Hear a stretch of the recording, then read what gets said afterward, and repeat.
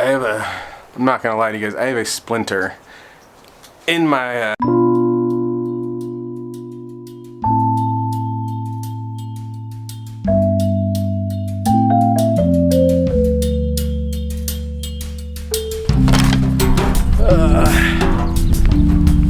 So I did that thing that you're not supposed to do. I think I did that thing that I don't think we're supposed to do. I had red vines for breakfast. They were out on the counter. No.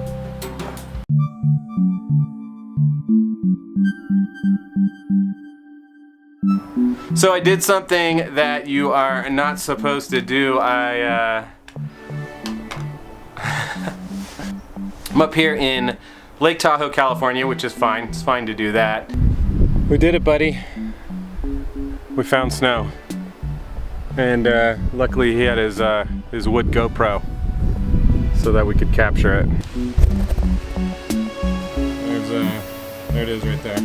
But I realized that I'm not going to be home for quite a while. We're up here for a few days and then I'm leaving right from here to go film the first bout of filming. It's like a cough, like I'm having a filming bout.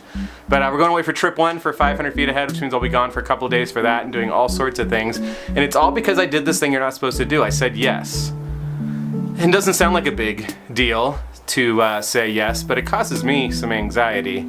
And I just remember that all of this, all of these production meetings, all of this time planning, all the writing, all the meeting, all the phone calls, all the pre-interviews, all the fund expenditures, all the new relationships, they're all because a few months ago, my friend Jason Calhoun called me and was telling me about these roadside attractions where he grew up as a kid vacationing, and he was telling me about them, and it sounded like a good idea for a documentary. It sounded like a good idea for a film, and so he asked me, and I did that thing where you say yes, yep, yeah, it sounds great, totally, yeah, let's do that.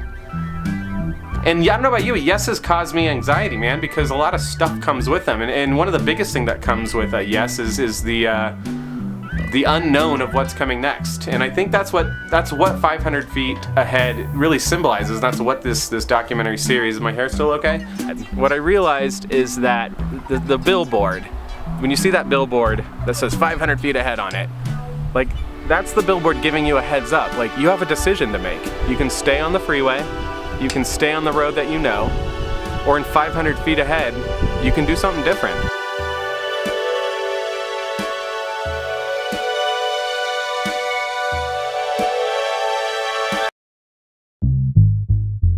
So when Jason called and said, hey, how about this? And I said yes, it meant that I was going to do something different, and that caused me a little bit of anxiety. But I think for a lot of people, that first yes is okay. And the thing that comes after that, it's exciting. That first yes is exciting because it's like, yeah, we're going to do something, and I don't have any idea what it costs yet. I don't know what it means. I don't know how it's going to disrupt my schedule. But yes, I'm in because I don't know anything.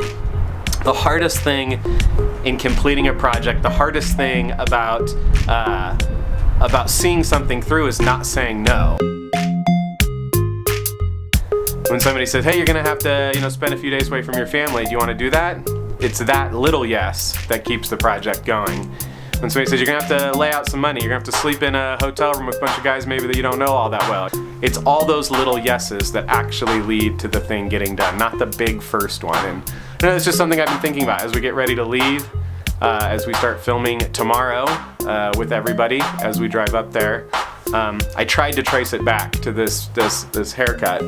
I tried to trace it back to that first yes, and I thought, man, I should stop saying yes. I shouldn't give big yeses anymore. And then I realized, like, it's not about the first yes.